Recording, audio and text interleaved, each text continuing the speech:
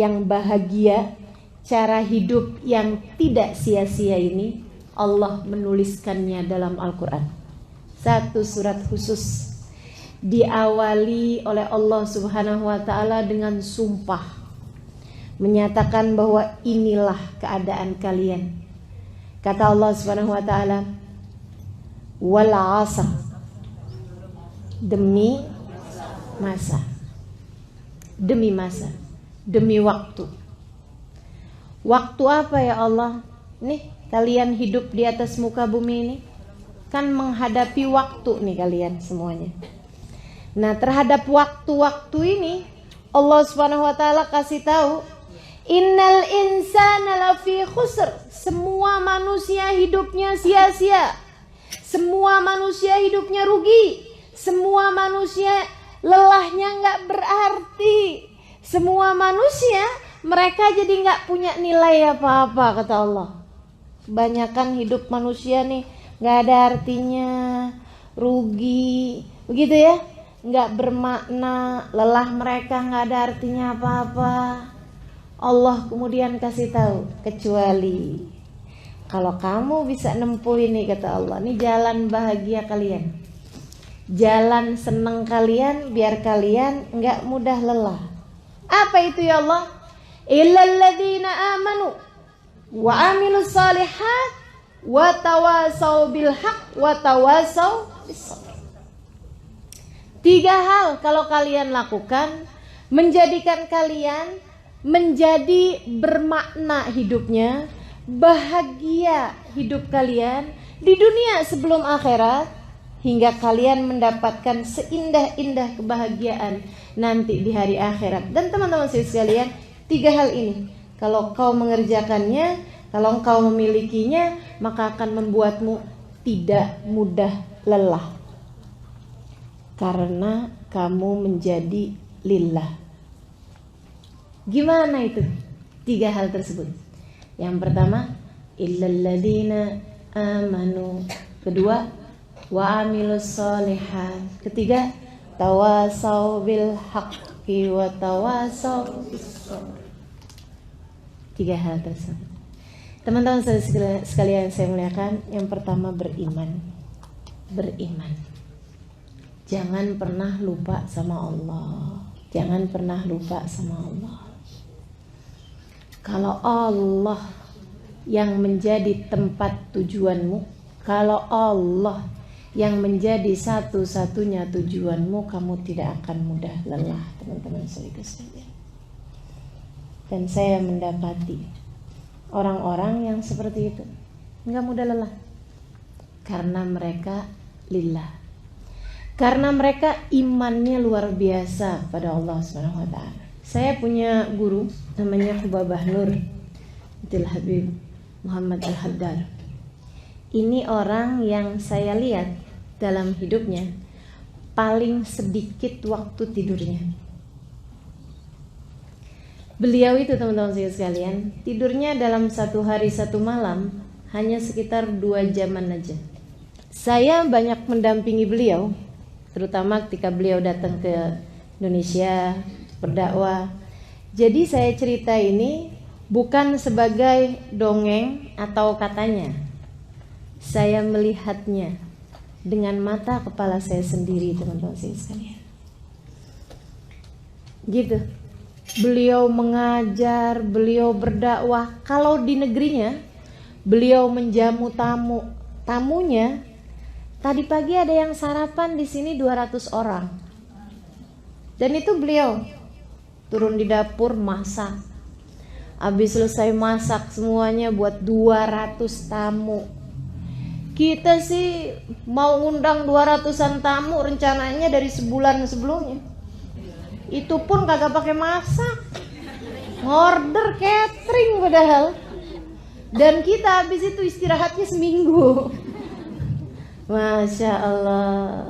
Beliau, teman-teman sekalian, habis selesai masak rapi-rapi kemudian ngajar, ngisi majelis.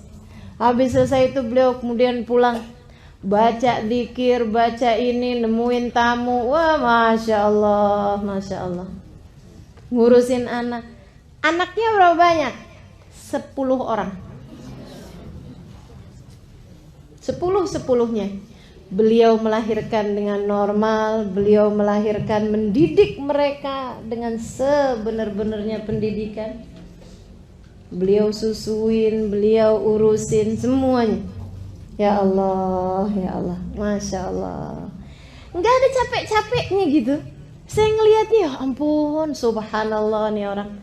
Saya membayangkan, tiap saya lihat beliau, teman-teman sekalian, saya membayangkan, ini malaikat rokib nggak selesai-selesai nih nyatetin amal ibadahnya beliau gitu.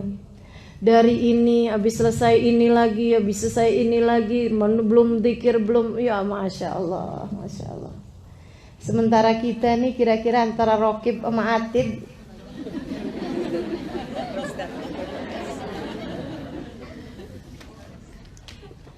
Sehingga sekalian yang saya muliakan, satu hari menantu beliau cerita, waktu kedatangan beliau sekitar 3 tahunan yang lalu, 4 tahunan yang lalu di Indonesia, ada menantunya bercerita. Dia bilang, ya Allah, perjalanan ini bikin saya tahu siapa Ummi, maksudnya siapa ibu mertuanya itu. Dia bilang, saya itu sering dengar orang-orang di negeri kami gitu ya, di Abramut, di Tarim, bilang Babah itu ibadahnya Masya Allah gitu kan. Tapi dia bilang saya nggak lihat langsung. Yang sekarang karena perjalanan bersama-sama, makanya kita kalau mau kenal orang, berjalanlah bersama dengan orang tersebut, kamu kenal siapa dia, gitu kan? Itu nggak Bu? Ya. Beliau bilang, si menantunya ini bilang, dia bilang ada satu hari Hubabah hari itu lagi di Kalimantan. Dia bilang hari itu majelis-majelis sampai malam.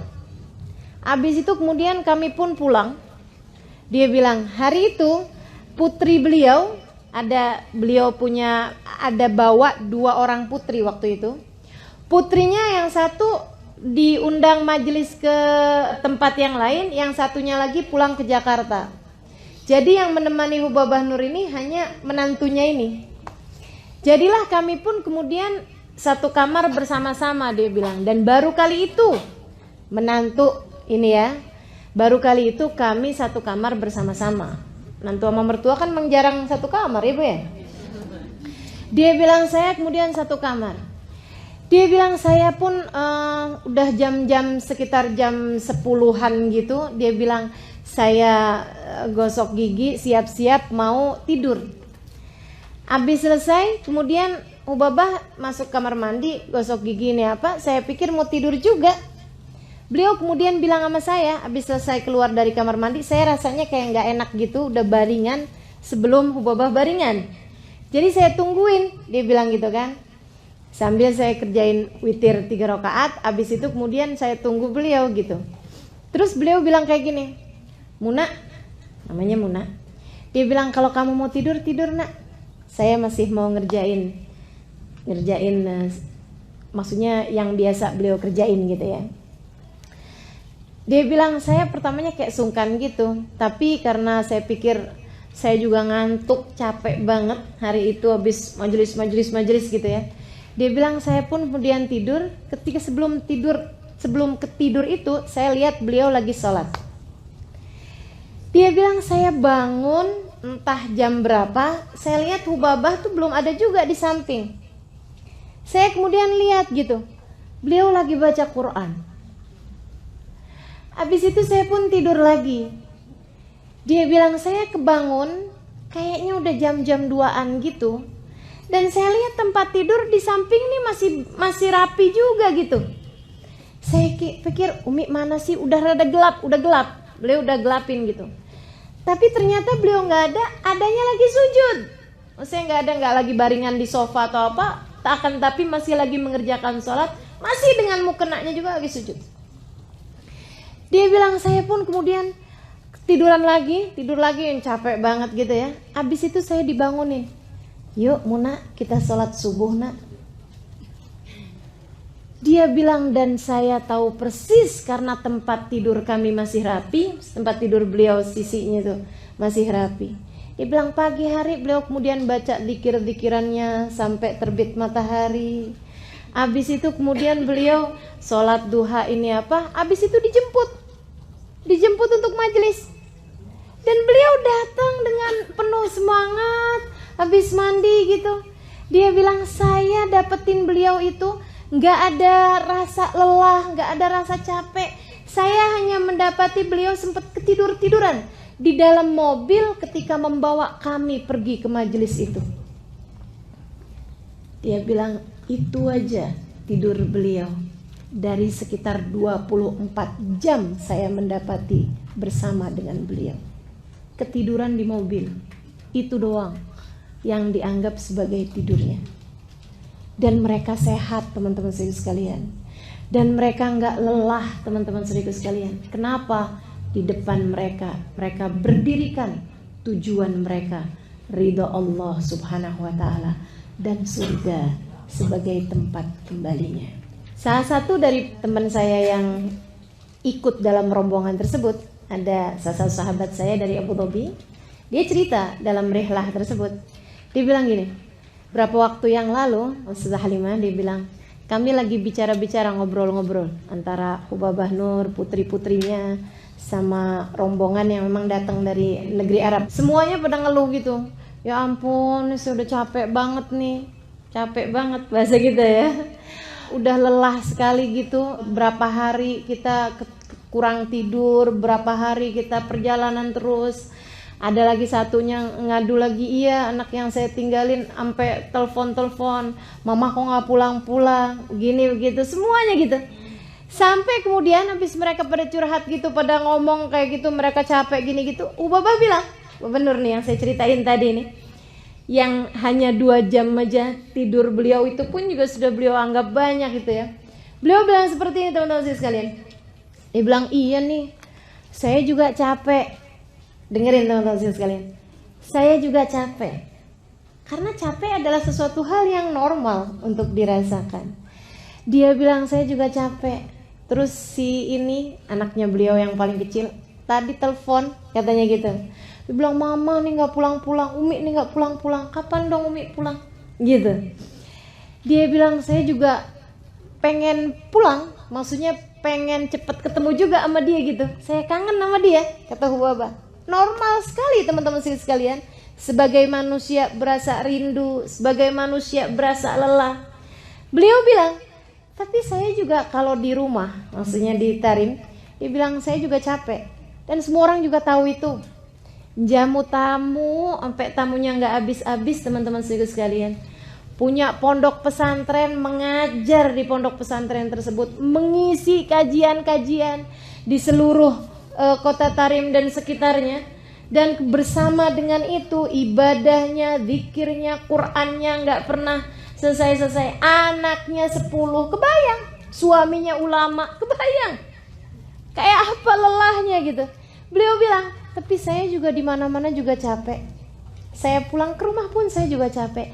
Ya udah nggak apa-apa deh, nih ini poin nih, nggak apa-apa deh saya capek-capek di dunia, ntar saya mau istirahat kalau udah masuk dalam kuburan.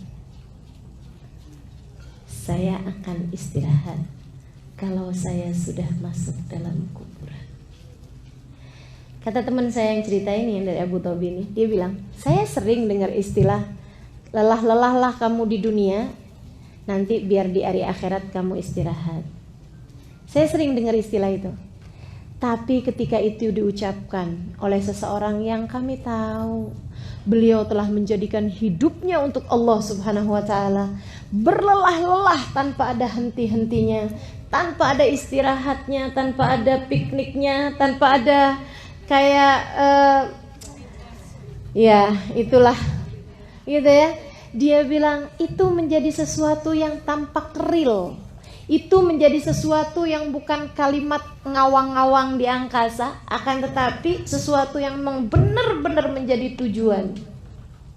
Teman-teman saudariku sekalian saya muliakan, kamu jika memiliki alladzina amanu illalladzina amanu, jika imanmu kepada Allah Subhanahu wa taala kuat, memberdirikan hari kematianmu di depan mata, menjadikan Allah sebagai satu-satunya tempat tujuan, Teman-teman saudaraku sekalian, penatmu menjadi ringan kamu rasa. Lelahmu menjadi mudah untuk menyerah. Lelahnya yang nyerah, bukan kitanya yang nyerah sama lelah, tapi lelahnya yang nyerah. Wah, ini gak bisa digangguin nih, gak bisa digangguin sama lelah. Setannya nyerah, nih kayaknya gak bisa digodain sama capek nih.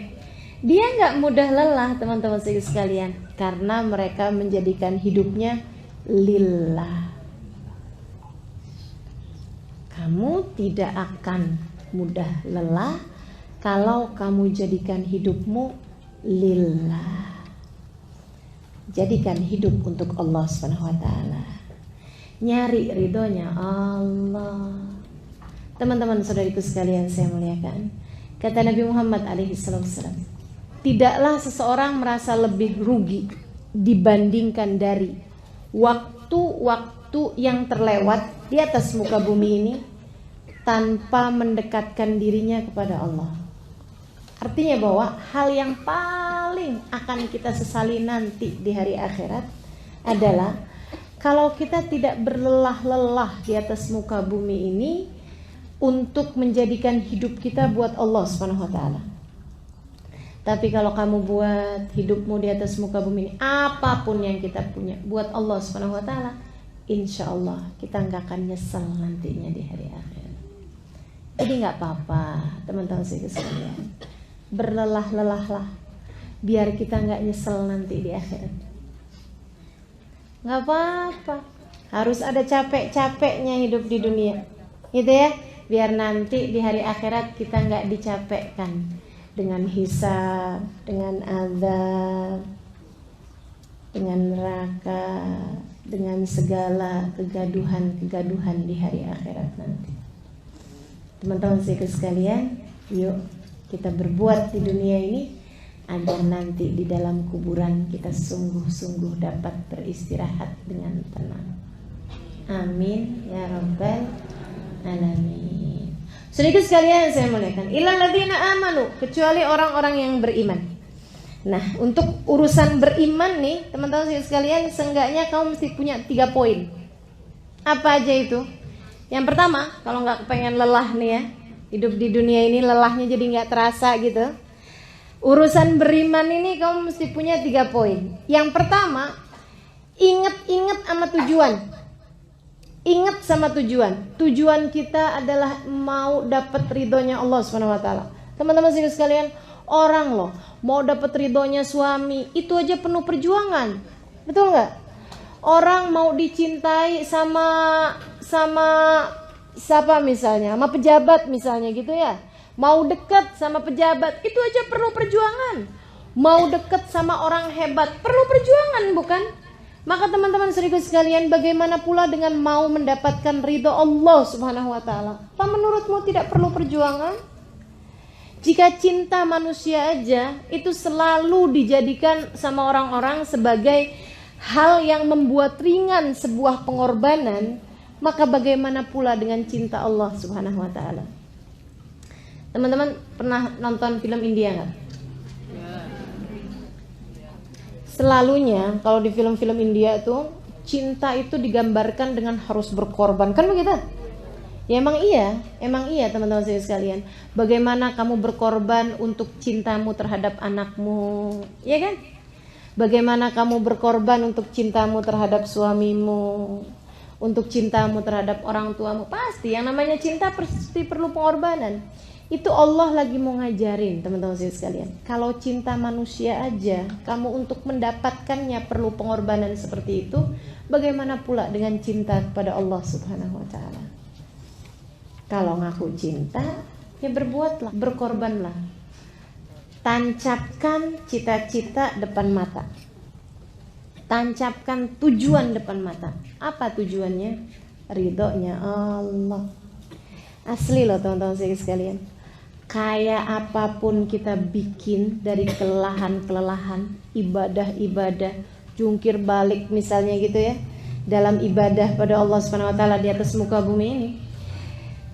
Kalau nanti di saat ajal menjemput kita, kemudian Allah bisikkan di telinga kita, Ya ayyatuhan nafsul mutmainnah, irji'i ila rabbiki radiyatan mardiyah, fadkhuli fi ibadi wadkhuli jannati. Wahai pemilik jiwa yang tenang, kembalilah kamu kepada Tuhanmu. Radiyah, kamu diridhoi. Mardiyah, radiyah, kamu ridho kepada Allah. Mardiyah, kamu diridhoi oleh Allah. Fadkhuli fi ibadi, masuklah kamu ke dalam golongan hambaku. Wadkhuli jannati, masuklah kamu ke dalam surgaku. Segala lelahmu terbayar sudah. Andai kamu lelah kayak apaan hidupnya, tapi begitu Allah Subhanahu wa ta'ala menerima kamu, nggak ada lagi rasa lelah tersebut. Nggak ada artinya apa-apa. Nggak ada artinya apa-apa, teman-teman sekalian. Allah pandai menghargai usaha. Allah tuh, sesuatu hal yang kamu kerjakan, kalau Allah terima, Masya Allah, Masya Allah.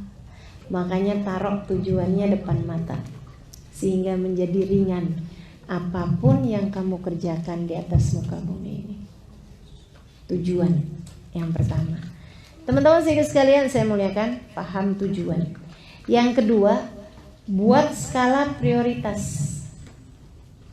Kalau kamu beriman, maka buatlah skala prioritas, gitu ya. Ini hidup kita nih nggak ada yang masa percobaan loh. Ada nggak yang hidupnya sekarang nih lagi masa percobaan?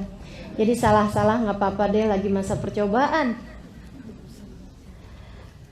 Kamu saya kasih 2 kali hidup, gitu ya. Yang sekarang salah-salah nggak apa-apa, nanti habis itu baru benernya ya. Ini nih masih ujian, tapi ujian bayangan. Ujian yang benernya ntar. Ada nggak yang hidup kita kayak gitu? Nggak ada, teman-teman sekalian. Hidupmu yang sekarang, inilah dia hidupnya. Kalau kamu kehilangan hidup yang ini, kalau kamu kemudian tidak berbuat di hidup yang ini, kamu gak akan punya apa-apa, teman-teman sekalian. Buatlah skala prioritas. Kalau yang kamu kerjakan di dunia ini hanya untuk dunia, maka dengan apa kamu akan pulang kepada Allah Subhanahu wa ta'ala? Mau bawa apa? Saya mau sholat duha biar rezekinya lancar. Saya mau baca Quran biar suami saya sayang. Saya mau tahajud biar anak dapat kerjaan yang bagus, biar anak bisa sekolah yang bagus, biar anak cepat dapat jodoh. Misal gitu. Teman-teman sekalian yang saya muliakan, tujuanmu ngerjain berbagai macam hal enggak lillah. Tujuanmu menghadapi berbagai macam, menjalanin semuanya cuman karena pengen dunia. Ntar di hari akhirat apa yang kamu mau bawa? Ya Allah, saya punya duha. Kata Allah, duha kamu kan cuman kepengen rezekinya aku tambahin. Sudah aku tambahin tuh waktu di dunia. Saya punya tahajud ya Allah. Tahajud kamu kan biar waktu itu tanahnya cepet laku. Kan sudah laku. Saya punya Quran ya Allah. Kamu waktu baca Al-Quran itu kan kepengen disayang sama suami. Sudah aku beri waktu di dunia. Sekarang dengan apa kamu menghadapku? Jadi gak punya apa-apa, teman-teman sekalian. Makanya difahami makna prioritas dalam hidup. Allah dulu. Man wajadallah famalladhi yafqiduh. Katanya seorang ulama, siapa dia mendapati Allah, dia merasa kehilangan dari apa? Orang kalau dapat Allah, dapat segalanya. Wa man lam yajidillah fa ayyu syai'in yajidu. Dan orang yang kehilangan Allah, nggak dapat Allah SWT dalam hidupnya, apa yang dia dapat? Nggak dapat apa-apa. Walaupun kamu kaya, walaupun kamu berpendidikan, walaupun kamu cantik, walaupun kamu disayang sama suami, walaupun kamu dicinta sama anak-anak, walaupun kamu jadi pejabat, walaupun kamu jadi apa aja, selagi Allah murka padamu, kamu tidak ada artinya apa-apa. Pahami prioritas, teman-teman saudara sekalian. Allah Subhanahu wa Ta'ala adalah prioritas kita. Kita kalau paham prioritasnya, insya Allah jadi nggak mudah lelah, saudariku sekalian. Hidup kita adalah tujuannya untuk mencari ridha Allah Subhanahu wa Ta'ala. Kemudian bagi-bagiin yang pinter pahamin prioritas. Oh ini penting nih, ini penting. Jangan sampai kita nih, banyak banget diantara kita suka kelelahan karena yang mestinya nggak dipikirin, yang mestinya nggak dikerjain. Betul nggak? Yang mestinya nggak diomongin. Tuh yang bikin kita pada lelah. Yang mestinya nggak dikerjain. Waduh, dikerjain semua ya. Padahal nggak penting-penting amat gitu, nggak perlu-perlu amat. Contohnya nih, yang nggak mestinya dikerjain, nonton TV, apalagi gosip, apalagi tuh ya. Ya Allah, membahas urusan artis bercerai sampai segitunya. Padahal dari perceraiannya artis itu dia nggak dapat apa-apa juga. Gono gini nggak dapet,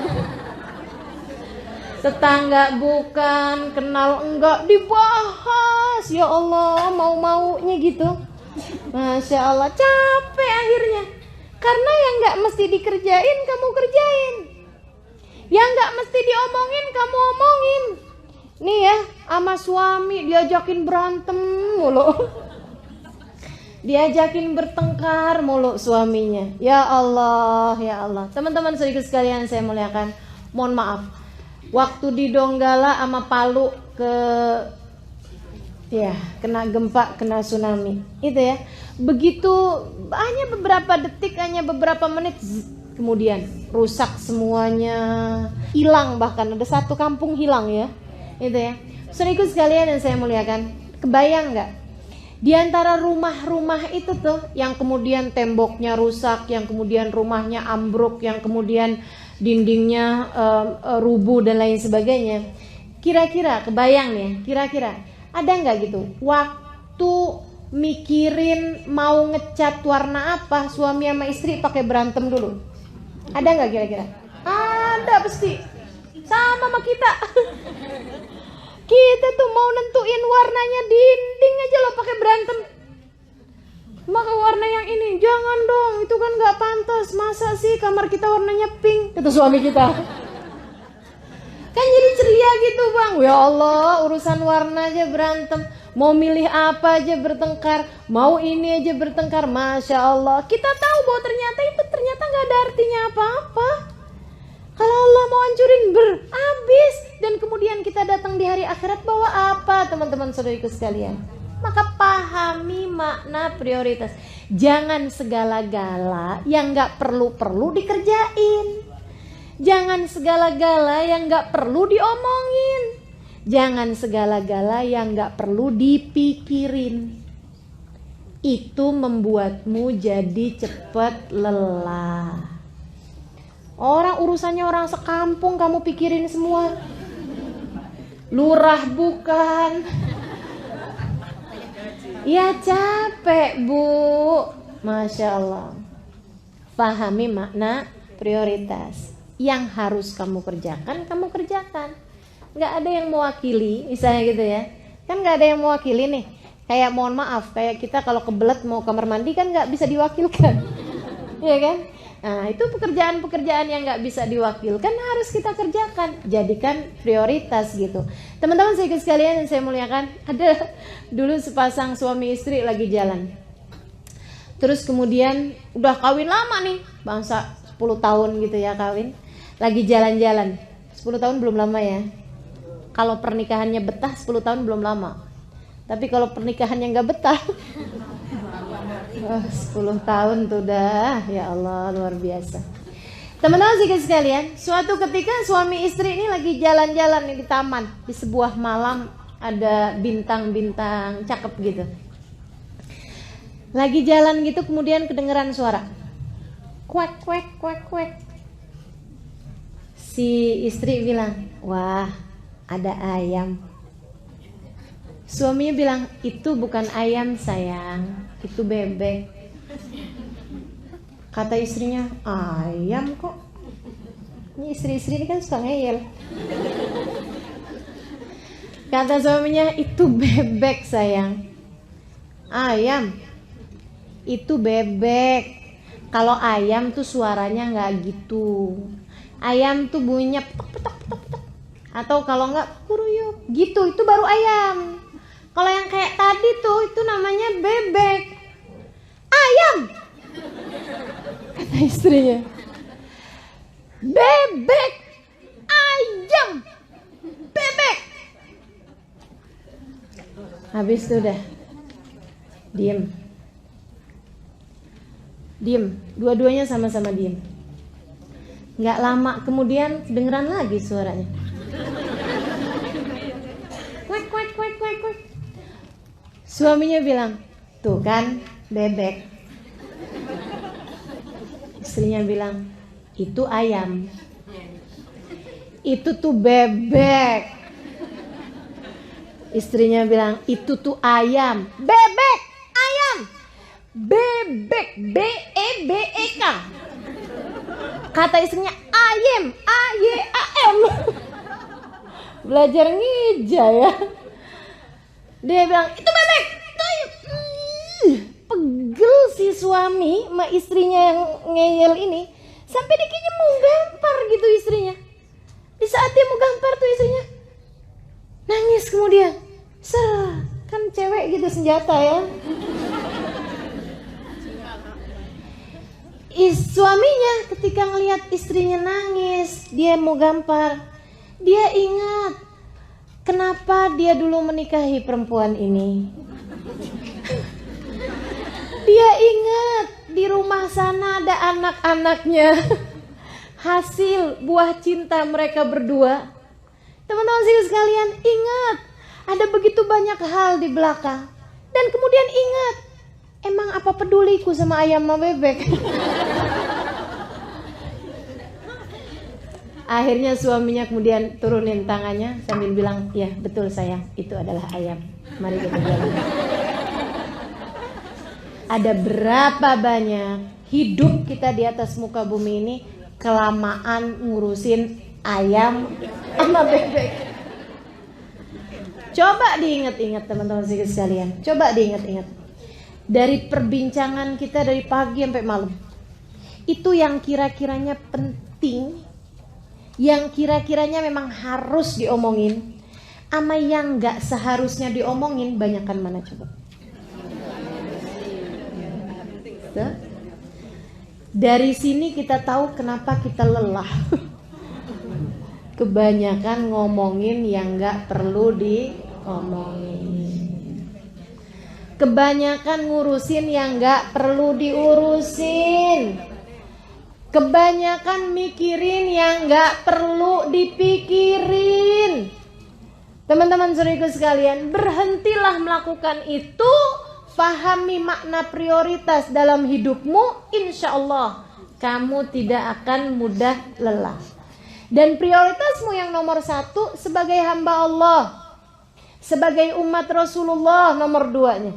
Yang ketiganya masing-masing dari kita liatin deh. Ada yang sebagai ibu, ada yang sebagai istri, kan begitu ya? Nah itu prioritas kita tuh. Pekerjaan yang gak bisa diwakilkan oleh orang lain, itu yang seharusnya menjadi prioritasmu, kewajibanmu. Gitu. Teman-teman saudaraku sekalian saya muliakan, pahami makna prioritas itu. Tancapkan dalam hati mana yang tidak akan kamu tinggalkan. Dari urusan-urusan kamu sebagai hamba Allah, gitu ya. Masa jadi hambanya Allah umur 40 tahun hataman Quran sekali aja belum pernah. Masa jadi hambanya Allah dalam setahun gak ada hatam sekalipun Al-Qur'annya. Masa sebagai hamba Allah SWT sampai umur segini gak pernah tahu nikmatnya tahajud, gak pernah bisa istiqomah ngerjain sunnah. Teman-teman saudariku sekalian, hidup yang mana yang akan kemudian kau bawa menuju akhirat nanti? Jika kemudian hidupmu yang sekarang selalu kamu gunakan hanya untuk melakukan yang tidak sebenarnya kamu perlukan. Agar hidupmu tidak lelah, fahami skala prioritas. Mesti cari tahu yang mana yang prioritas dalam hidup kita. Gitu teman-teman sekalian. Nah, buat pahami makna prioritas ini, kamu mesti ngerjain yang ketiganya. Ya. Manajemen waktunya tuh mesti diatur teman-teman sekalian. Manajemen waktunya mesti diatur. Gimana sih caranya ngatur manajemen waktu? Nih ya, ada dulu seorang dosen mau ngajarin manajemen waktu sama mahasiswa-mahasiswinya. Dia bawa di kelas itu batu, kerikil, pasir, air. Dia kemudian menuhi satu ember itu, dipenuhin semuanya sama air. Ketika kemudian semua ember itu isinya dipenuhi dengan air, bisa nggak muat pasir? Nggak bisa muat kan? Bisa nggak kerikil dimasukin di situ? Udah penuh, nggak bisa. Tumpah airnya. Bisa nggak masukin apalagi batu? Nggak bisa. Kalau misalnya di ember itu dimasukinnya pasir. Habis dimasukin pasir penuh, bisa nggak dimasukin air? Bisa. Tapi bisa nggak dimasukin kerikil? Nggak bisa. Dia bilang gimana caranya biar semuanya ini bisa muat? Gini dia bilang. Yang pertama kali dimasukin mesti batunya. Yang besar-besar, batu yang besar tuh masukin dulu ke ember itu. Set. Habis itu kemudian masukin batu yang kecil-kecil. Masuk tuh batu yang kecil-kecil. Selah-selahnya kemudian masukin pasir. Habis itu kemudian masukin air. Semuanya bisa masuk ke situ. Ini waktu kita tuh kayak gitu. Teman-teman sekalian. Tuh ember tuh waktu yang Allah Subhanahu wa taala siapkan modal bagi kita. Yang batu-batu itu, teman-teman saudaraku sekalian, kewajibanmu kepada Allah. Kewajibanmu sebagai hambanya Allah, kewajibanmu sebagai siapapun dirimu di atas muka bumi ini. Wajib makan, kan begitu ya? Iya kan? Gak bisa diwakilin. Bisa gak diwakilin? Tolong dong kamu makannya banyakan ya, saya belum sarapan soalnya. Gak bisa, teman-teman saya sekalian. Makanya itu jadi prioritas gitu. Harus sholat, kita hamba Allah kok. Kan begitu ya? Jangan sampai gara-gara urusan-urusan yang lain sholat sampai gak keburu. Ini kamu gak paham makna prioritas namanya. Begitu kan ya?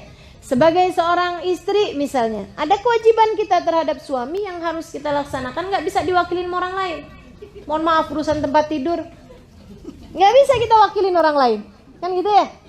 Bang, saya lagi capek nih, yang lain aja ya. Ya, gak kena gitu. Nah itu prioritas namanya teman-teman saudaraku sekalian. Masukkan itu sebagai batu-batu besar dalam kehidupan kita. Dalam ember waktu kita ini, masukkan yang gak bisa diwakilkan sama orang lain. Sebagai batu-batu besarnya. Habis gitu kemudian masukkan yang batu-batu kerikil-kerikilnya. Keperluan kita, kebutuhan kita. Meskipun itu adalah sesuatu hal yang gak wajib, tapi sunnah. Gitu ya. Perkara-perkara yang sunnah-sunnah. Kita mau sholatnya dengan berjamaah, kan gitu. Kita mau pakai tambahan, ada duha di waktu pagi, ada witir di waktu malam, kan gitu. Nah itu jadikan sebagai batu-batu kerikil, teman-teman sekalian, yang bisa nyelip-nyelip di antara batu-batu yang besar-besar tersebut. Nggak bisa juga kita kerjakan yang sunnah tapi yang fardu ditinggalkan, kayak gitu ya. Sepanjang malam tahajud, giliran jam 3:30 malah ngantuk, pagi-pagi bangun subuhnya bablas. Itu kayak orang masukin kerikil, ninggalin batu. Jadi mesti yang ini juga mesti dikerjain gitu. Kemudian sesudah itu baru tuh yang namanya pasir tuh keperluan kita tapi yang nggak terlalu mendesak. Teman-teman saudaraku sekalian, pasirnya masih bisa diwakil-wakilin sama orang lain, biarin dia nyelip-nyelip aja, gitu kan ya? Masak contohnya, kan masih bisa diwakilin orang lain, betul nggak? Kita masih bisa beli makanannya kalau nggak keburu, gitu loh. Akan tapi kalau urusan-urusan yang yang memang harus dikerjakan nggak boleh gara-gara sibuk masak sampai kemudian nggak duha. Itu kan sayang gitu ya. Masukin yang sunnah. Misalnya dalam sehari harus ada baca Qur'annya, dalam sehari harus ada sedekahnya, dalam sehari harus ada. Itu kita bikin skala prioritas, yang mana yang kamu mau jadikan batu, yang mana yang kamu mau jadikan kerikil, dan yang mana yang kamu jadikan pasir. Teman-teman saudaraku sekalian, kebutuhan belanja misalnya, gitu kan ya. Nah itu tuh kebutuhan yang kamu anggap sebagai pasir-pasirnya, jangan sampai ngabisin semuanya. Baru kemudian yang air, hiburan kita. Jadikan airnya aja teman-teman saudaraku sekalian. Dia bakalan nyelip-nyelip kok gitu. Kayak misalnya arisan, teman-teman. Kayak misalnya buka media sosial. Iya kan ya? Bermedia sosial itu termasuk apaan tuh? Air, teman-teman saya sekalian. Dia bakalan nyelip-nyelip. Kamu di kendaraan, di mobil, iseng buka media sosial, kan begitu. Kalau kemudian terus aja di situ, sampai segala yang sunnah nggak dikerjain, sampai segala rumah berantakannya kayak apaan, gitu kan ya. Suaminya ngeliatin, ya ampun, jam 10 pagi, jam 10 siang, mandi belum. Rumah berantakan, masak kagak, pegang HP aja. Wah, ada berita baru nih bang. Kenapa? Kirain berita penting apa sampai nggak mandi gitu ya. Temen saya bang, si Ino bang, bercerai sama lakinya. Ya Allah. Inna lillahi wa inna ilaihi raji'un. Pahami? Jadi kita tahu mana yang prioritas, mana yang bukan. Gitu teman-teman sekalian. Biar nggak banyak salah-salahnya nih kita ngerjain hidup. Dan yang terakhir dari keimanan ini ya, mesti kita harus bahas amal sama tawasau bil haq, tawasau bis sabr. Yang terakhir nih, ini saya sering ditanya, Ustazah itu ada seorang teman saya bilang gini, Ustazah tuh ngajar di majelis kami 13 tahun. Dia bilang dari 13 tahun itu Ustazah nggak pernah sekalipun bolos karena sakit. Teman saya bilang, saya baru kemudian ngeh gitu. Iya juga ya, gitu. Alhamdulillah. Cuman kalau ditanyain, emang Ustazah nggak pernah sakit? Ini teman-teman saudaraku sekalian, nih ya, agar kita bisa ngerti caranya jalanin hidup. Yang ketiga nih, bagian dari keimananmu kepada Allah Subhanahu wa taala, bagian dari caramu mengatur cara berpikir nih, Allah kamu jadikan sebagai tujuan, yang nomor 1 tadi kan ya. Kemudian yang kedua, pahami makna prioritas, maksudnya yang mana yang mesti kita duluin, yang mana yang boleh kita jadikan selingan dan sebagainya. Yang ketiga, teman-teman saudaraku sekalian, jangan biarkan rasamu mengalahkan fakta. Jangan biarkan rasa mengalahkan fakta. Apa tuh? Nih, coba ya. Ada banyak istri-istri yang kemudian udah gak sanggup lagi ngadepin suaminya.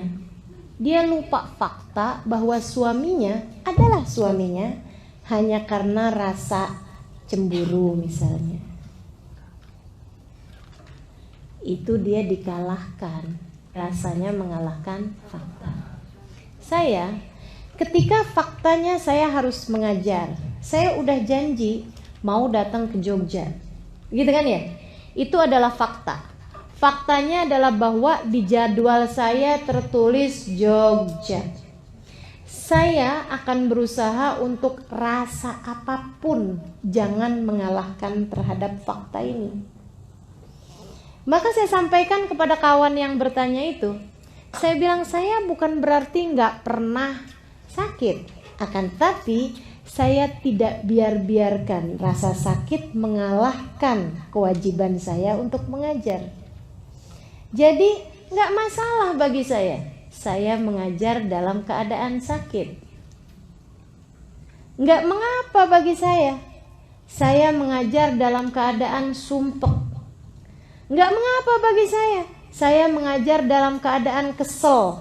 Nggak apa-apa, asal jangan kelihatan itu bagi yang mendengarkan. Kan begitu? Saya tidak mau rasa tersebut mengalahkan fakta, teman-teman saudaraku sekalian. Berapa banyak di antara kita ini yang jadi kecapean sendiri karena urusan rasa. Karena saudariku sekalian yang saya muliakan, yang kebanyakan kelelahan lah, sakit lah, apa segala macam, itu bukan karena kelelahan badan loh, tapi kelelahan perasaan, kelelahan pikiran. Oh ibu-ibu nih coba perhatiin, kalau lagi suasana hati dilanda cemburu sama suami, coba ibu ingat-ingat bisanya ngapain? Nah itu, masak nggak bisa, bersih-bersih nggak bisa, tidur yang jadi istirahat aja nggak bisa, makan nggak enak, katanya gitu ya, atau malah makan mulu. Masya Allah bu, betapa mudahnya perasaanmu mengalahkan rasamu. Jangan biarin, biar kamu tidak mudah lelah, teman-teman saudariku sekalian. Kamu lagi berasa capek, anak datang, mah liatin deh mah hasil kerjaan saya. Nah itu, teman-teman saudariku sekalian, rasamu jangan mengalahkan fakta bahwa anak datang minta perhatian. Kan begitu ya? Tanggalkan rasamu, dahulukan fakta tersebut. Oh iya, coba sini mama lihat. Bagus nak gambarnya. Gitu teman-teman saya sekalian. Gak apa-apa gitu. Saya sering kok ngajar dalam keadaan sakit. Saya sering kok ngajar dalam keadaan sakit kepala. Saya sering berbicara dalam keadaan hati saya sebenarnya lagi gak enak. Malah justru itu ngobatin. Selesai ngajar, selesai ini jadi lebih ngerti malahan. Jadi lebih bisa ngontrol emosi malahan. Masya Allah. Jadi jangan biarkan fakta yang ada mengalahkan perasaan. Ingat-ingat itu teman-teman saudariku sekalian. Lagi kesel sama suami, jangan mengalahkan fakta bahwa dia adalah suamimu. Halo?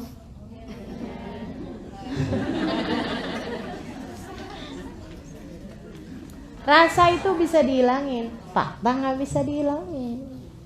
Fakta gak bisa dihilangin. Maka jangan pernah biarkan yang perasaan itu mengalahkan fakta. Nih ya, ada orang marah-marahin kita, itu fakta. Tapi kamu jawabnya, itu rasa kamu. Kamu nanggepinnya, itu adalah rasa kamu. Dan rasa itu masih bisa kamu ganti-ganti. Tinggal terserah kamu aja mau dirasain apaan. Ada orang ngata-ngatain gitu ya. Ada seorang ngata-ngatain ulama nih ibu-ibu teman-teman saya sekalian.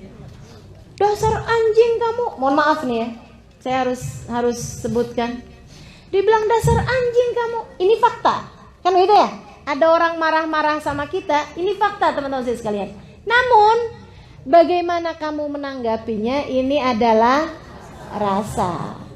Saudariku sekalian yang saya muliakan, si ulama ini ketika dibilangin dasar anjing kamu, beliau kemudian liatin nih, bagaimana dia fakta tidak mau mengalahkan rasa. Maksudnya jangan sampai perasaan mengalahkan faktanya gitu. Beliau kemudian bilang begini nih, makasih ya atas pujiannya. Gimana sih, saya gak lagi muji kamu kok. Oh, saya dengarnya sebagai pujian, itu kan terserah saya mau nanggepinnya dengan rasa apa.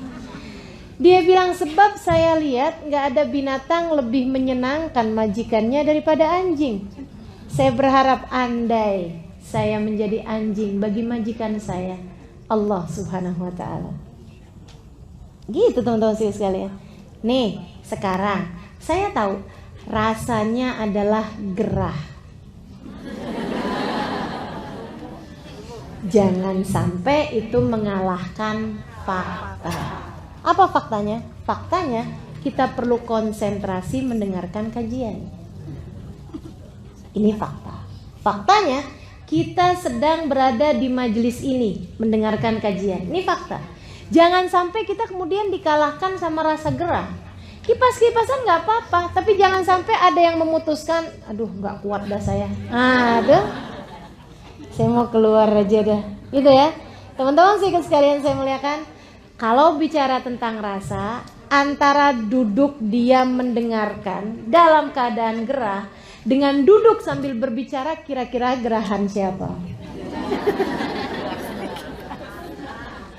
Jangan biarkan rasa mengalahkan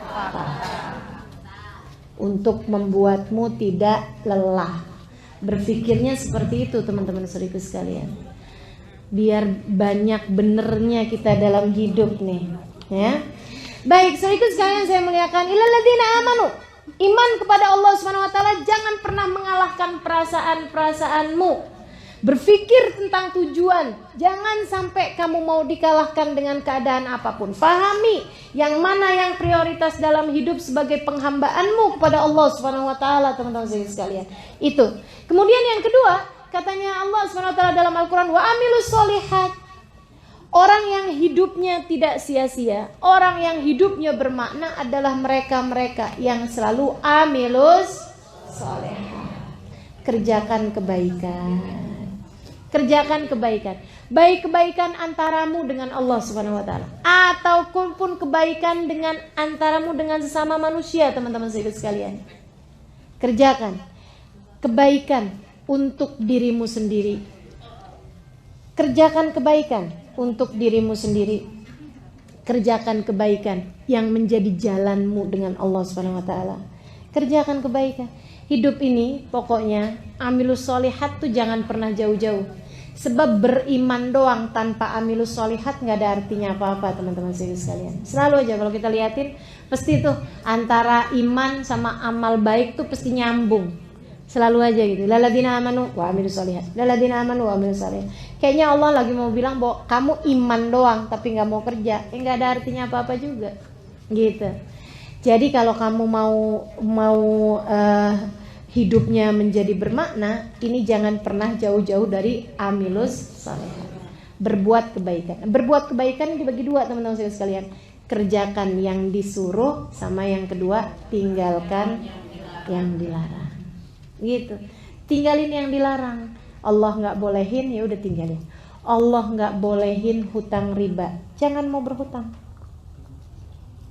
Berhutang riba, tinggalin. Abisnya gimana ya ustazah kalau nggak kayak gitu? Nanti kita nggak dapat utangan, gitu. Itu disebabkan karena kurang amanu di atas tadi itu. Kamu nggak tahu yang ngasih rizki itu cuma satu loh, Allah Subhanahu wa taala. Gitu ya. Jangan sampai itu tuh yang kamu pikir, kalau saya nggak berhutang, saya nggak akan bisa makan, saya nggak akan bisa bayar cicilan, saya nggak akan bisa ini. Itu perasaan loh, bukan fakta. Kan begitu ya? Bukan fakta, teman-teman saudaraku sekalian. Ada jalan-jalan lain yang banyak ketika kita kemudian ada kesulitan-kesulitan. Jangan jadikan larangan Allah sebagai satu-satunya jalan. Saya sakit tipes, gitu kan ya, kemudian berobat sama dokter dikasih obat cacing. Teman-teman sekalian, orang tipes banyak obatnya cacing loh. Bukan obat cacing bukan. Maksudnya obat sakit cacing bukan. Akan tetapi cacing ditumbuk dibikin obat gitu. Itu obatnya sakit tipes. Terkenal itu ya. Bahkan sirup-sirup itu juga terdiri dari cacing juga untuk sakit tipes itu. Teman-teman saudaraku sekalian yang saya muliakan. Nah ini, apakah itu benar-benar bisa ngobatin? Iya betul. Akan tetapi selain daripada itu yang dilarang, katanya Nabi Muhammad SAW, Allah Subhanahu wa taala tidak menciptakan obat dari sesuatu yang najis. Artinya bahwa selain daripada obat yang najis tersebut pasti ada obat yang suci. Jadi kamu jangan berobat dengan sesuatu hal yang najis. Soalnya kalau nggak berobat sama ini kita nggak sembuh-sembuh. Siapa bilang? Yang ngasih sembuh cuma satu, namanya Allah. Jangan pernah menjadikan sesuatu yang haram sebagai pilihan dalam hidup. Jangan pernah jadikan sesuatu yang haram sebagai pilihan dalam hidup. saya kerja nih, tapi di perusahaan nggak bolehin saya pakai jilbab. Gimana nih? Ya udah, habisnya mau gimana lagi? Ya udah deh, terpaksa. Nggak ada ceritanya teman-teman sekalian, nggak ada ceritanya. Jadi gimana dong kalau kayak begitu? Ya itu tadi, jangan pernah jadikan sesuatu yang haram sebagai pilihan. Yang ngasih rezeki Allah Subhanahu wa taala. Yang ngasih sembuh Allah Subhanahu wa taala. Satu hari saya kena tipes. Nih ya, satu hari saya sakit tipes. Dan itu benar-benar karena memang waktu itu, subhanallah juga, waktu itu saya nggak ada majelis, tapi ada bepergian untuk satu acara yang saya tidak mengisi. Jadi nggak wajib datang sebenarnya. Ya, acara itu akan dilaksanakan ada atau tidak ada saya gitu ya. Mau menghadiri satu acara gitu kan. Tapi nggak berbicara karena memang acaranya acara laki-laki besar begitu kan ya. Saya cuma datang untuk ikut hadir aja. Saudaraku sekalian, saya kemudian sakit tipes. Saya bilang sama dokter, yang salah satu dari jamaah saya juga. Saya bilang, "Bu dokter, saya jangan dikasih obat cacing ya." Kata dokternya, "Iya Ustazah, tapi biasanya rada lamaan nih Ustazah kalau nggak pakai cacing itu." Saya bilang, "Nggak apa-apa Bu dokter, saya nggak jadi soal berapa lama saya sakit, tapi yang pasti saya nggak mau berobat dengan yang najis." Baik Ustazah. Dikasihlah sama dia pil-pil yang memang nggak mengandung cacing. Saya tanya sama dokter itu, "Dok, ini sakit tipes biasanya berapa lama?" "Paling cepat 5 hari Ustazah." Paling cepat 5 hari. Tapi karena Ustazah nggak pakai cacing ya, saya nggak tahu berapa lama bisa sembuhnya. Saya bilang, "Saya rasa 3 hari." "Kenapa gitu Ustazah?" Saya bilang, "Karena waktu yang saya nggak ngajar 3 hari. 3 hari kemudian, hari keempat saya sudah kembali mengajar teman-teman saudara sekalian." Apa udah nggak sakit? Ada sih sisa-sisanya, tapi saya masih bisa jalan, saya masih bisa bicara dalam hari yang keempat itu gitu. Kenapa teman-teman saudara sekalian? Saya tidak membiarkan itu tadi ya, rasa mengalahkan fakta. Selagi saya masih bisa berdiri, masih bisa berbicara, saya akan melakukan apa yang seharusnya jadi kewajiban saya. Itu ya. Jadi teman-teman saudara sekalian yang saya muliakan, jangan pernah punya pilihan haram untuk kamu lakukan. Gitu. Dan saya mau kasih tahu sama teman-teman bahwa kalau ada pilihan mengerjakan yang haram, itu selalu setan tuh ngasih pilihan bahwa ini enak gitu. Jadi sekalian yang saya muliakan, tidak ada yang enak dalam maksiat kepada Allah Subhanahu wa taala. Gak ada yang enak dalam maksiat kepada Allah. Walaupun ketika kamu jalaninnya kelihatannya enak, enaknya itu pun juga fata morgana. Mohon maaf ya. Seorang perempuan ketemu sama laki-laki, suaminya orang. Dia sendiri mungkin punya suami juga, tapi dia ngerasanya kayak yang, ini kayaknya nggak asik suami saya, suka sibuk-sibuk sendiri. Dia kemudian ketemu sama laki-laki lain, begitu ya, ngobrol-ngobrol, manja-manja, gini gitu, berasanya kayak enak. Berapa lama dia berasa senangnya? Teman-teman sekalian, saya yakin, hakul yakin, asal pulang di rumahnya sendirian berasa ngelihat diri sendiri kayak murahan amat ya saya. Ketika ngeliatin suaminya, ya ampun, maafkan saya. Apalagi pas ketemu anak-anaknya, duh rasanya. Kalau anaknya kemudian gak nurut sama dia ngerasanya, iya ibu kayak saya emang gak pantas buat diturutin gitu. Betul apa enggak? Jadi hina kamu teman-teman sekalian. Rasa seneng ketika kemudian bersama dengan laki-laki itu, semenit, 2 menit, 10 menit. Oke, berapa lama? Setengah jam, 1 jam. Begitu kamu arah pulang, ya, begitu kamu nyampe di rumah, ketemu sama suami, perasaan kamu gak enak, ketemu sama anak perasaan kamu gak enak, ngerjain berbagai macam hal perasaan kamu gak enak, kemudian bawaan sumpek mulu, bawaan pengen marah mulu, bawaan kesel mulu, bawaan ya Allah, berapa lama? Berjam-jam, bahkan berhari-hari sesudahnya. Saya ketika satu waktu saya bikin satu video, saya cerita bahwasanya nggak ada cara memuliakan hidup lebih daripada taat kepada Allah SWT. Orang ketika lagi berbuat maksiat di diskotik misalnya, dia mabuk-mabukan, dia bercanda-bercanda sama temen-temennya, dia jejingkrakan, berasa kayak seneng gitu kan. Terus dia pulang, begitu nyampe di rumahnya, dia kemudian berasa sumpek, berasa sedih, berasa gak enak, hidupnya hampa, berasa waduh tersiksa luar biasa. Dia pikir karena dia udah kepengen kangen lagi sama teman-temannya. Bukan teman-teman saya sekalian, akan tetapi disebabkan karena hatimu rindu kepada Allah Subhanahu wa taala. Karena rohmu kepengen sama Allah Subhanahu wa taala. Itu saya ketika bikin video itu kemudian saya sebarkan gitu ya. Kamu harus tahu bahwa tidak ada cara buat membuat hatimu senang, hidupmu bahagia, tidak berasa lelah, tidak depresi, tidak sumpah, kecuali dengan mengerjakan taat kepada Allah Subhanahu wa taala. Ada seorang kawan, dia bilang, "Ustazah kok tahu banget sih Ustazah? Emang Ustazah pernah ngalamin?" Saya bilang, "Ngalamin apa? Di diskotik gitu, mabok-mabokan?" "Enggak lah," saya bilang. "Oh, Ustazah tahu persis gitu rasanya." Dia bilang, "Saya Ustazah ngalamin masa-masa itu." Dia bilang saya lagi bandel gitu kan.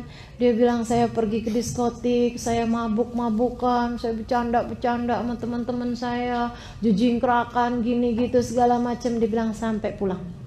Nanti begitu nyampe di rumah, glosor saya Ustazah di lantai rumah saya, di kamar saya.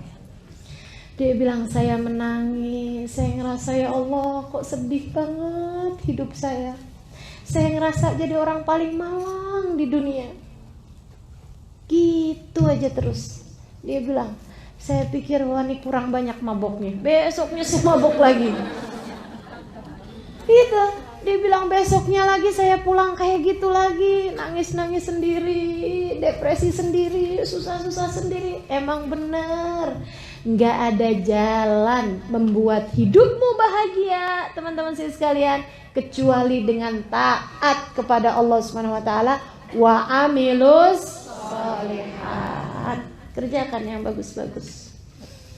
Tahajud, sebut-sebut nama Allah. Wah, luar biasa. Itu bahkan kamu nangis pun nangisnya enak. Betul nggak? Nangis pun nangisnya enak juga teman-teman saya sekalian.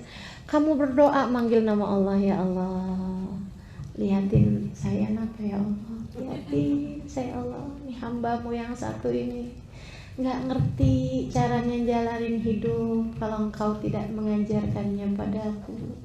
Ya Allah tolong saya ya Allah, tolong saya ya Allah.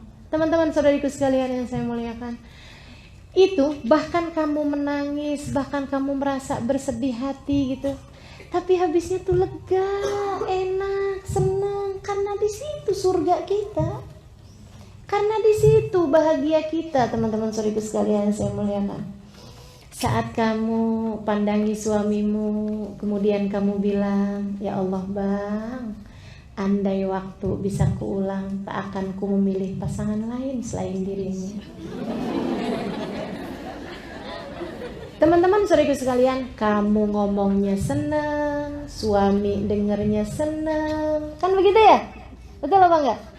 Coba bandingkan dengan kamu ketika kesel sama suami kamu, kemudian kamu bilang bahwa saya tuh sepanjang kawin sama kamu gak ada seneng-senengnya, tahu gak sih? Wow. Yang mana yang surga, yang mana yang neraka? Kamu bisa bayangkan, saudariku sekalian yang saya muliakan. Jangan sampai setan atau orang-orang di luaran sana itu memberikan kepadamu surga yang padahal sejatinya neraka.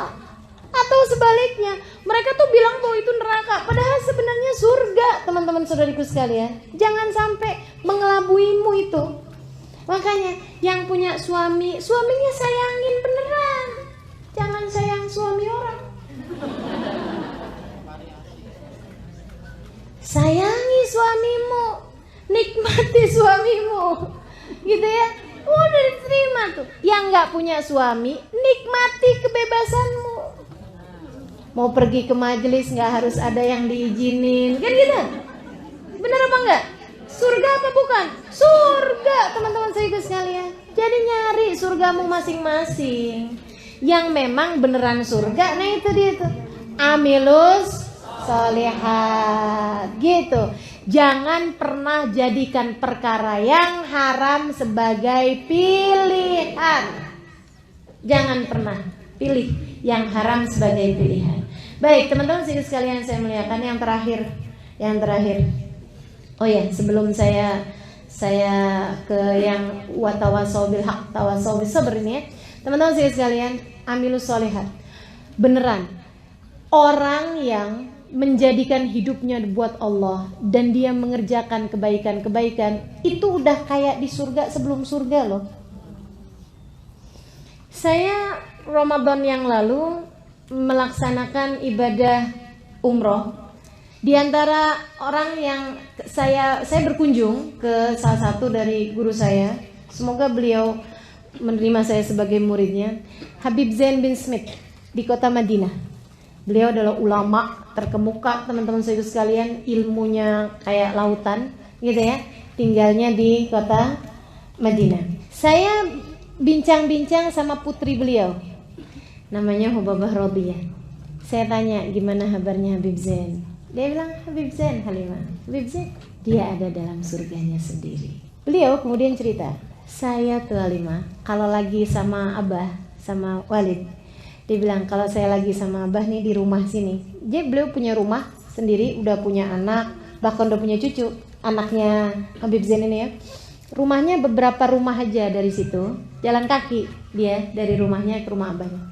Dia bilang, saya kalau lagi di rumah Abah, rasanya kayak lagi di surga.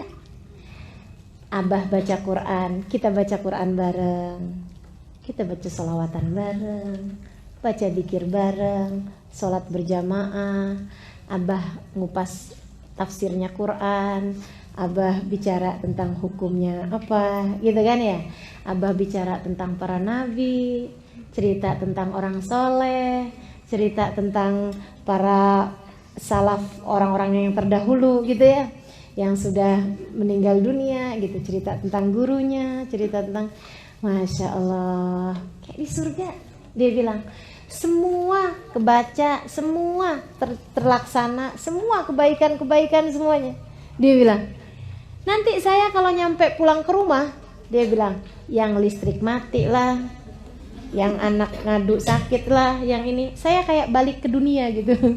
Ya dari surga gitu ya, balik lagi, oh ternyata saya masih di dunia gitu.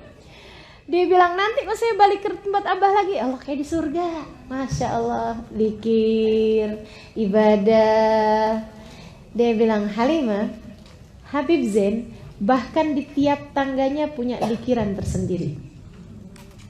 Jadi sekedar turun dari tangga itu udah punya zikiran-zikirannya, teman-teman saudara sekalian.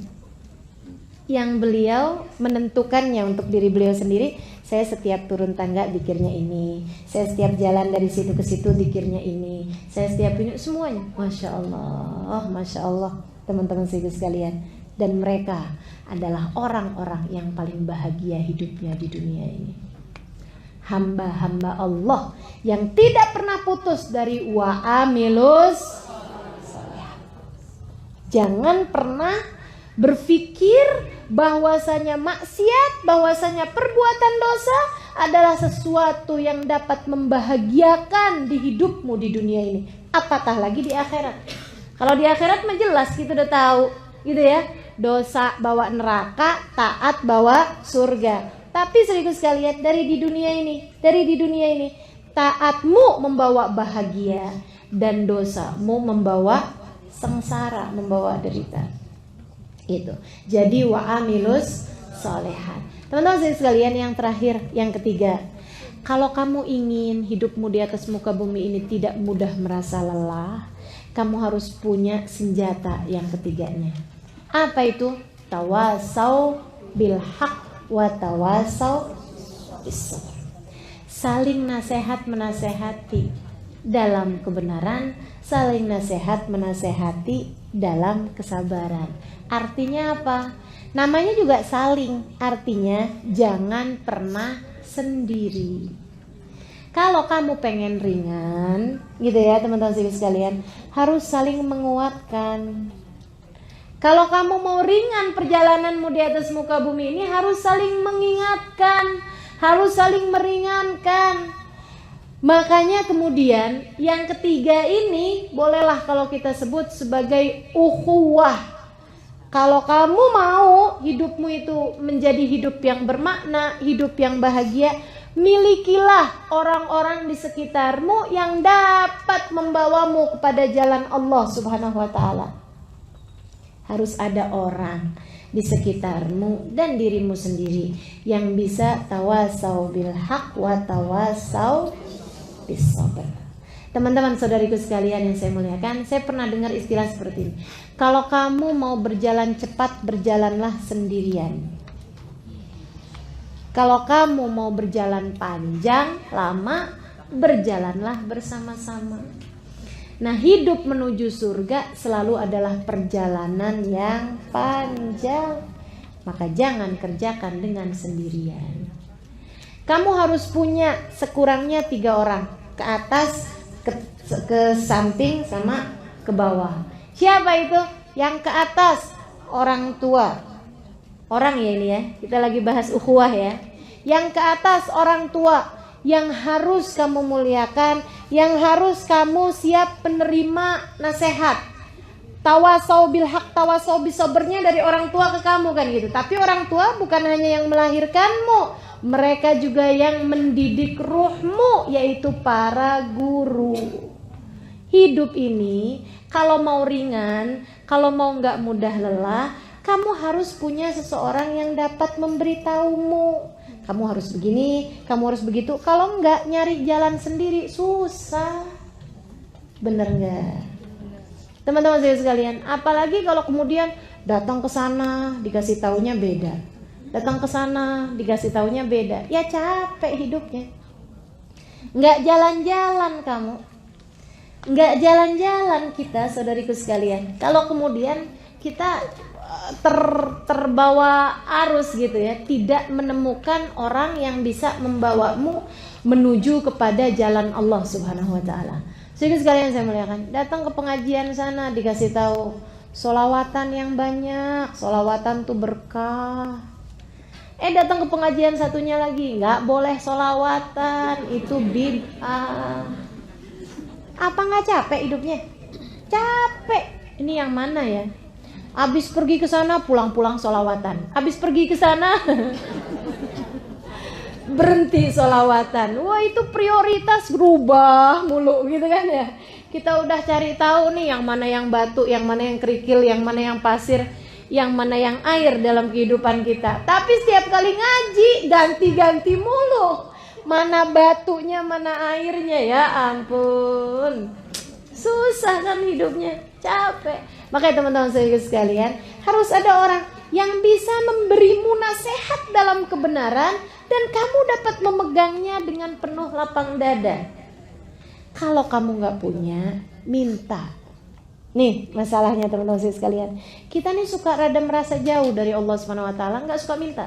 Kalau urusan dunia aja kita mintanya serius bener. Tapi urusan-urusan yang seperti ini jarang ada yang minta di antara kita. Siapa di antara kita yang dari sejak kecilnya minta, ya Allah karuniakan kepada saya seorang guru yang dapat membimbing langkah kehidupan saya menujumu. Siapa? Ada enggak? Di antara kita yang berdoa seperti itu. Yang sekarang-sekarang aja udah jarang ya, apalagi dari masa kecil gitu. Minta teman-teman sedikit sekalian. Gak apa-apa rada telat-telat, tapi minta sama Allah SWT. Ya Allah kasih saya Allah. Kasih saya seorang yang dapat membimbing saya sehingga saya bisa mengikuti jalannya ya Allah. Sehingga saya gak kebingungan lagi mau ngapa-ngapain ya Allah. Harus tuh dalam hidup, sebab kalau enggak lelah kita teman-teman serius sekalian. Kamu gak tahu jalannya mau lillahnya itu loh, mau menuju Allahnya. Kalau kamu kemudian tidak ada seseorang yang bisa membawamu untuk menjadi orang yang diingatkan dalam hak, diingatkan dalam kesabaran. Gitu saya sekalian saya muliakan. Minta, doa sama Allah Subhanahu wa taala. Saya ada diceritain, ini tinggal bagian-bagian terakhir ini ya. Saya ada diceritain sama istrinya Habib Zain bin Smith. Namanya Hubabah Maryam, almarhumah. Sekarang beliau sudah wafat. Saya sangat dekat sama beliau karena kalau beliau ke Indonesia yang saya menjadi penterjemahnya. Nah itu beliau satu hari cerita. Dia bilang, saya satu hari dapat pengalaman luar biasa. Ada seorang perempuan muda, dia bilang umur di bawah kamu gini. Dia bilang dia datang ke rumah saya, bertamu di rumah kami. Dia bilang, saya ketika menemui dia lagi ngeliatin fotonya Habib Zain yang tadi saya ceritain, yang setiap tangganya aja punya zikir, itu ya. Itu beliau perempuan ini lagi ngeliatin fotonya Habib Zain, diliatin gitu, pandangin. Habib Zain sudah sangat tua ya, usianya mendekati 80-an tahun. Terus dia bilang, saya ketika masuk ke ruangan itu, Assalamualaikum. Terus dia bilang, Waalaikumsalam warahmatullah. Terus dia salam. Terus dia nanya gitu, Ibu istrinya Habib Zain? Dia bilang, iya saya istrinya, saya Hubabah Maryam. Akhirnya kemudian dia ngobrol. Dia bilang, Hubabah, saya itu alhamdulillah selama ini suka baca kitabnya Imam Ghazali, suka baca Quran, suka baca tafsir, suka belajar. Dia bilang, dan saya kerjain amalan-amalan tahajud ini apa semuanya kerjain. Dia bilang, tapi saya ngerasa kalau saya tuh nggak punya guru. Jadi saya pun minta sama Allah. Nih ya, saya pun minta sama Allah, ya Allah kasih saya guru, ya Allah, saya guru yang dapat membimbing saya di kehidupan dunia ini. Biar saya nggak bingung, biar saya nggak salah gitu. Kasih saya guru. Dia bilang, tadi malam saya tuh tidur, kemudian saya bermimpi saya dibangunin oleh seseorang, tapi nggak pakai nyentuh. Di mimpinya itu cuman bilang Gumi. Saya pun bangun, dia bilang, dalam mimpi saya itu saya bangun dan keadaan saya seperti saya tidur itu. Maksudnya memang keadaannya kayak gitu. Kemudian yang membangunkan saya itu adalah seorang laki-laki usia sekitar 70-an tahun, pakai gamis, pakai pakai surban. Dia kemudian bilang begini nih, Autiri, Gumi, Autiri, bangunlah nak, sholat witirlah. Nabi Muhammad bilang, man lam yutir falaysa minna. Siapa yang gak witir, dia bukan termasuk dari kelompok kita. Bangun ayo witir, gitu. Saya kemudian ngerasa bahwa ini adalah ijabah doa saya, bahwa Allah memberikan kepada saya guru. Jadi saya pun nanya gitu sama beliau dalam mimpi saya, siapakah gerangan dirimu ini? Maksudnya man antum gitu loh, siapa engkau gitu. Dia kemudian menjawab, ana Zain bin Smith. Saya adalah Zain bin Smith. Teman-teman sekalian, dia bilang saya kebangun dan saya ngerasa senang banget, alhamdulillah Allah saya kasih guru dalam hidup. Saya buru-buru wudhu, saya kemudian sholat witir. Dia bilang abis itu kemudian pagi-pagi saya googling, baru-baru aja ya berapa tahun yang lalu. Saya googling itu Zain bin Smith siapa sih gitu. Saya tulis namanya gitu, Zain bin Smith. Saya mau tahu gitu itu orang abad kapan, ulama kapan. Ternyata ketika saya lihat, taulah saya bahwa beliau adalah masih hidup, dan taulah saya bahwa beliau tinggalnya di Madinah. Saya cari tahu alamatnya Hubabah. Pagi ini saya datang ke rumah ini untuk datang kepada Hubabah dan untuk datang kepada Habib Zain. Terimalah kami sebagai muridmu. Jadi teman-teman sekalian, mintalah kepada Allah guru yang membimbing dalam kehidupanmu itu, biar kamu gak bingung-bingung, biar kamu gak lelah. Saudariku sekalian saya muliakan. Dan Allah belum tentu kemudian memberikan kepadamu guru di dunia, maksudnya guru yang masih hidup. Bisa jadi juga kalau dijabah sama Allah SWT, Allah langsung membimbingmu, bisa. Tapi tidak kemudian menjadikan, nih ya, bahayanya orang kalau gak punya guru.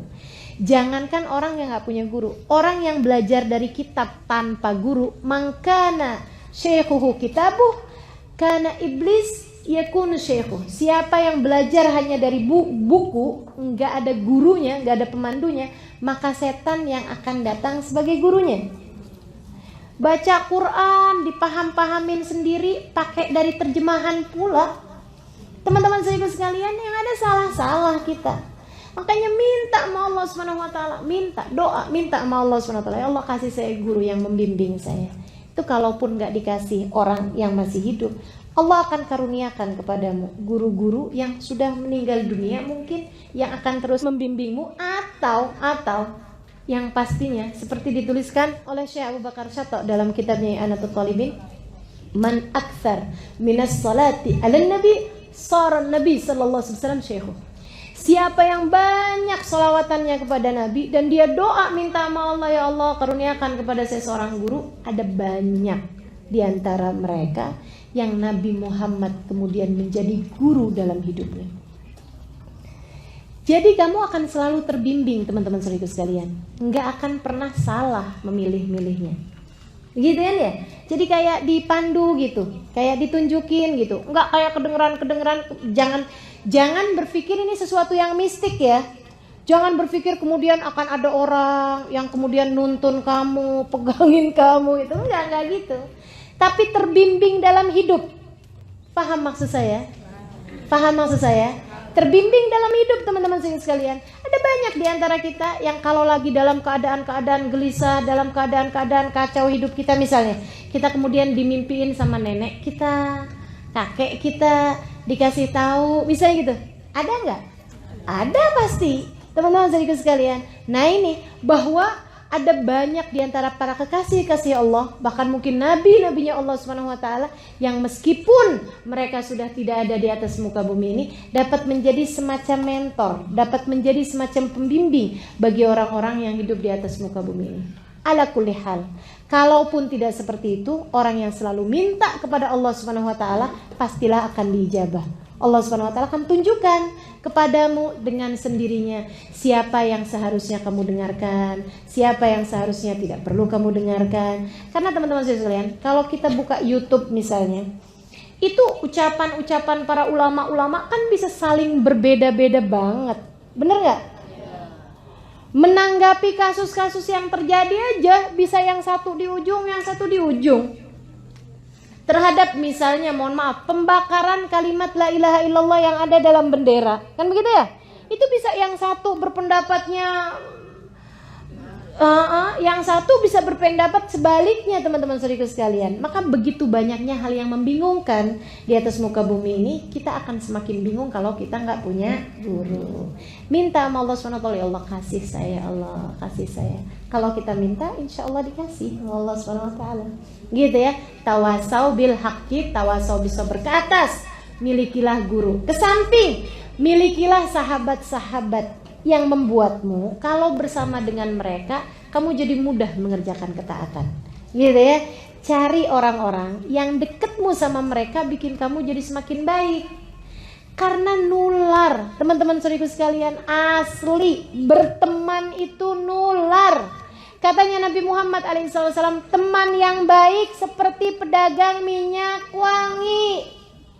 Kamu kalau bersama dengan dia, kamu bisa dikasihnya minyak wangi, atau kamu bisa beli minyak wanginya, atau sekurangnya kamu keluar dari sana dalam keadaan berbau wangi.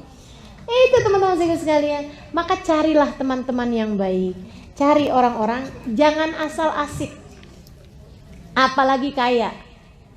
Gitu ya, mau temennya nyarinya orang kaya gitu kan, atau nyarinya yang asik gitu kan, enak nih diajakin ngobrol, enak nih diajakin temenan. Enggak kayak gitu, nyarinya orang yang kalau kita dalam keadaan jatuh, dia bisa untuk memberi semangat gitu kan. Orang berteman kayak orang naik ayunan gitu kan, yang satu naik didorong, tapi jangan dia terus, saatnya dia yang turun kemudian temennya yang naik didorong, kan gitu teman-teman sekalian.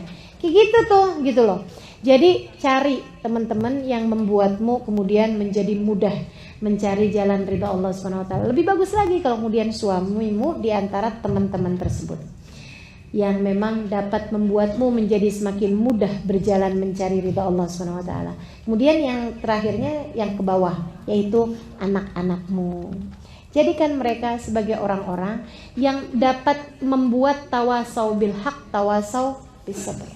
Sama anak tuh, sabar-sabarin. Sama anak, kasih tahu yang benar, gitu ya.